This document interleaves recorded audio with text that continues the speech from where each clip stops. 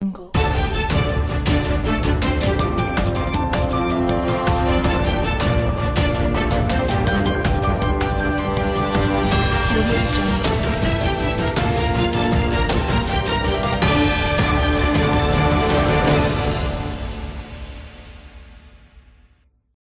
నమస్కారాలు.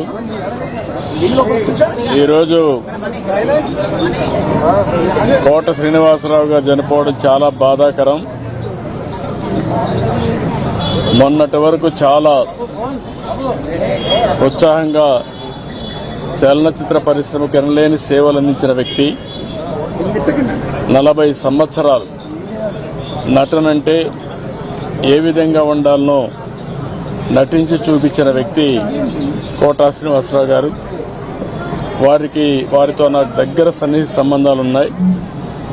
సమైక్య ఆంధ్రప్రదేశ్లో ముఖ్యమంత్రిగా ఉన్నప్పుడు కానీ, తర్వాత ముఖ్యమంత్రిగా ఉన్నప్పుడు కానీ, అదే సమయంలో ఆయన ఎమ్మెల్యేగా 1999లో నేను ముఖ్యమంత్రిగా ఉన్నప్పుడు బీజేపీ అలయన్స్తో ఆయన ఎమ్మెల్యే చేశాం.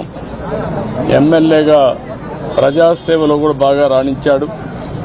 సినిమా రంగంలోనే కాకుండా ప్రజాసేవలో కూడా బాగా కృషి చేసిన వ్యక్తి కోట శ్రీనివాసరావు గారు. ఈరోజు మనందరం కూడా ఆయన డైలాగులు చూస్తే ఒకే సీన్లో ఏడిపించగలుగుతాడు, భయపెట్టగలుగుతాడు. అలాంటి అరుదైన సంఘటనలో అరుదైన నటనతో ఒక విలక్షణ నటుగా ప్రఖ్యాతి పొందిన వ్యక్తి. ఒక తెలుగే కాదు, తమిళ్, కన్నడ, హిందీ అనేక సినిమాల్లో 750 సినిమాల్లో నటించినటువంటి వ్యక్తి కోట శ్రీనివాసరావు గారు. ఆయనకు పద్మశ్రీ అవార్డు రావడం, ఇవన్నీ కూడా 7 నంది అవార్డు కూడా వచ్చాయి. ఈ విధంగా అనేక అవార్డులు కూడా వచ్చాయంటే ఆయన చేసిన కృషి, ఆయన యొక్క ప్రతిభే కారణం. అలాంటి ఒక మంచి నటుడిని తెలుగు రాష్ట్రాలు కోల్పోవడం చాలా బాధాకరం. చలనచిత్ర పరిశ్రమ కోల్పోవడం చాలా బాధాకరం.